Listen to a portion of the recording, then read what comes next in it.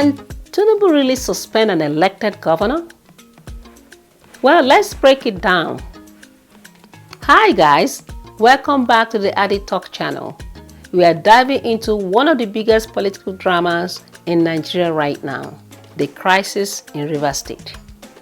We have political tension, power struggles, and a decision that sounds like a dictatorship from the president. By this declaration, the governor of Rivers State, Mr. Siminalayi Fubara, his deputy, Mrs. Ngozi Oju, and all elected members of the House of Assembly state are hereby suspended for an initial period of 6 months. In the meantime, I hereby nominate Vice Admiral Ibas, retired, as administrator to take charge of the affairs of the state in the interests of the good people of Rivers State. It is like a real-life Nollywood movie. Stick with me because we are getting into the facts. Let's break it all down, what is happening at the Rivers State right now in Nigeria. All right, guys, let's rewind a bit. Governor Siminalayi Fubara came into office just last year with the full backing of the former governor, Nyesom Wike.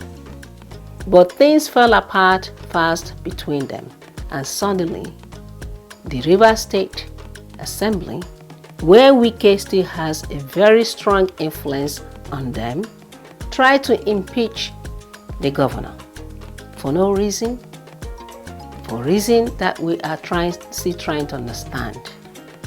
Maybe business not going down as usual. Maybe Fubara is not bringing the money for them to share or giving him the power. As he said, the local government is his because it's his father's home. Let's be real here. This is a classic case of godfather politics, the godfatherism that is going on in Nigeria. We see this all the time in Nigerian politics. A politician helps someone get into office, and when that person tries to be independent, think independently as they're supposed to, or wants to do things in different ways from the abnormal way that they do things, wahala start, as we say. Now, in the case of the FCT minister, Wike even appeared in a TV interview and said that if the governor is impeached, heaven will not fall, indicating that he no longer has any interest in Fubara's political career. How would he? He didn't bring the money for them to share. He didn't give him Rivers State for him to manage from the back door. Well, guys, this case between Wike and Fubara is a classical good example of how your best friend can become your worst enemy. Just as in the case of the People's Democratic Party, PDP, and Wike, when they refused to give him the ticket for the president aspirant. Who knows? Maybe soon, it may be between Wike and Tinubu.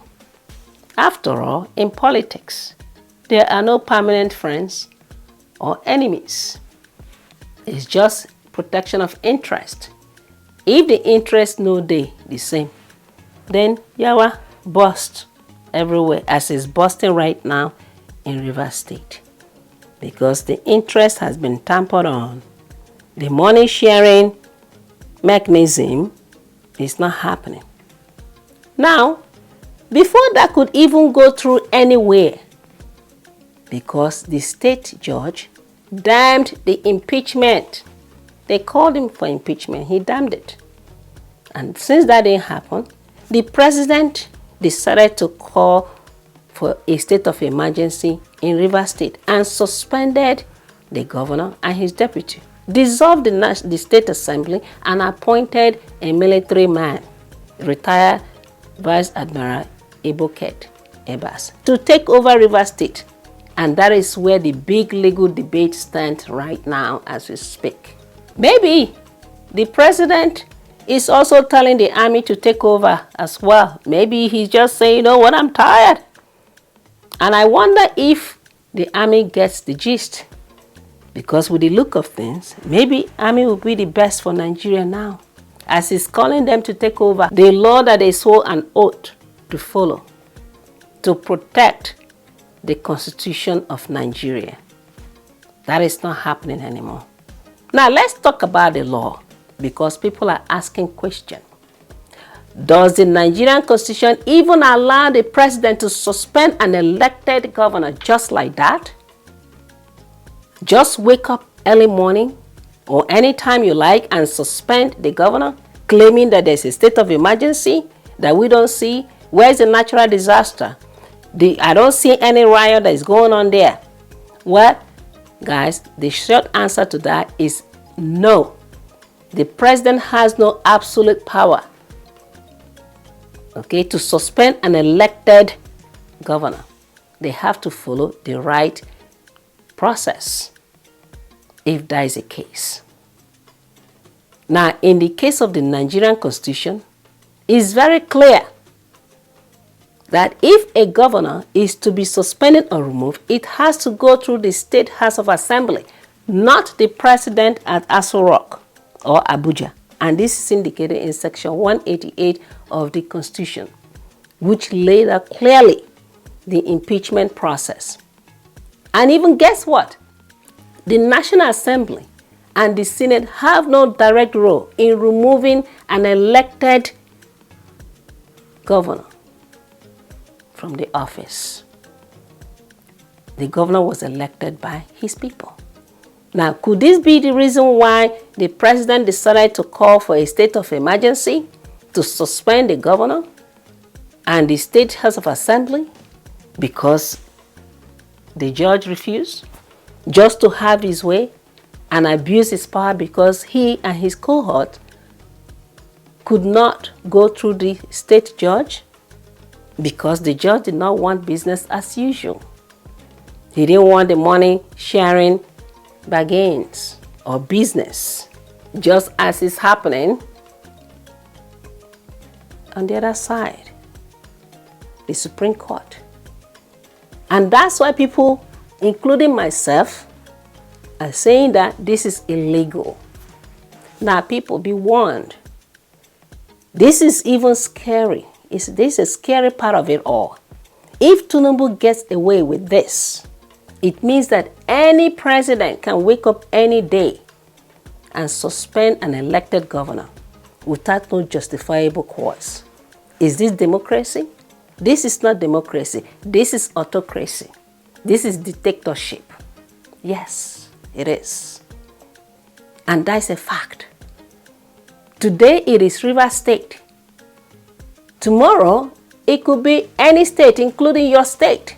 In fact, including the National Assembly. Any member can be suspended at any time. Well, they did it recently to Senator Natasha. Maybe the president will even get up one day and suspend himself without knowing and say, you know what, guys? My fellow Nigeria, I woke up this morning and I'm suspending myself because I can't follow the rule of law. I'm done with it. I don't even know if I'm awake or asleep. Okay, fellow Nigerians? Anyhow, what happens now? Well, Fubara's lawyer are already in court challenging this suspension. And if the judges follow the Constitution as they should, he should be reinstated.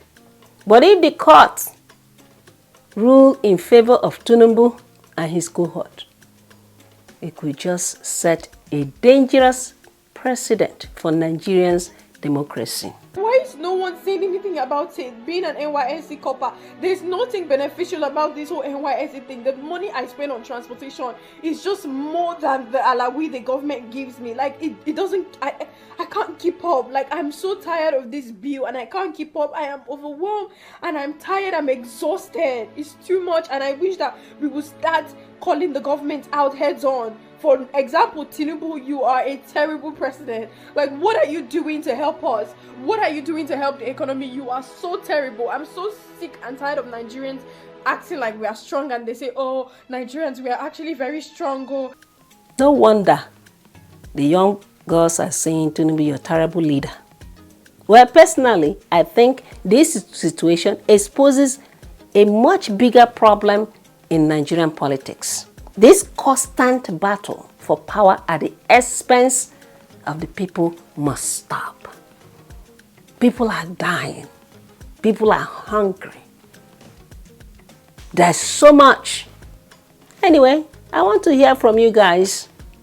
If Tinubu has the absolute power to suspend Fubara, or is clearly unconstitutional. Well, guys, drop your thoughts in the comment. If you found this breakdown useful, please hit the like button. And don't forget to subscribe for more updates on Africa. And please share this video so that more people can understand what is really going on in Nigerian politics. Stay informed, stay engaged until we meet again. Thank you.